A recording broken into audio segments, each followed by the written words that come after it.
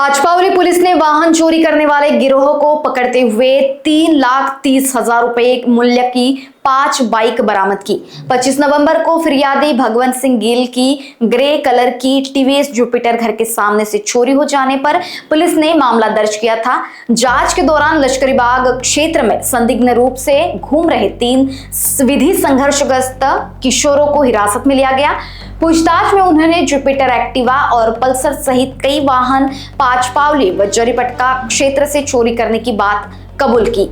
Police ने विभिन्न धाराओं के तहत चोरी का मामला दर्ज कर 4 बाइक तथा वारदात में इस्तेमाल की गई 1 बाइक इस प्रकार कुल 5 वाहनों का माल जब्त किया है। यह कार्रवाई पुलिस आयुक्त डॉक्टर रविंद्र कुमार सिंघल और वरिष्ठ अधिकारियों के मार्गदर्शन में की गई।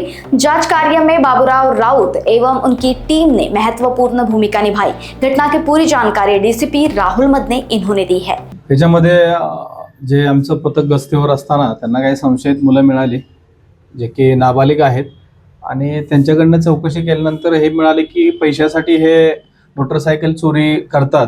त्याच्या अनुषंगाने त्यांच्याकडनं जवळपास 4 मोटरसायकल रिकव्हरी झालेले आहेत आणि त्याच्या अनुषंगाने पुढचा तपास चालू आहे।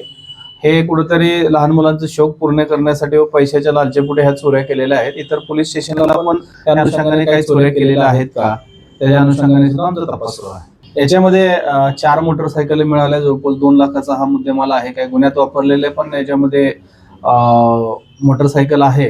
त्याच्या अनुषंगाने त्यांच्याकडे चौकशी करून पुढील जे काही त्यांच्याकडे अजून मुद्देमाल असेल किंवा इतर गुन्ह्यात सहभागी असेल तर निश्चितच आम्ही त्या ठिकाणी त्यांच्यावर कारवाई करू। याच्यामध्ये संपूर्ण कारवाई ही वरिष्ठ पोलीस निरीक्षक पाचपावली तसेच त्यांचे सेकंड पी आहे त्यांचे डीबी इंचार्ज आणि डीबी स्टाफ यांनी हे कारवाई केलेली आहे।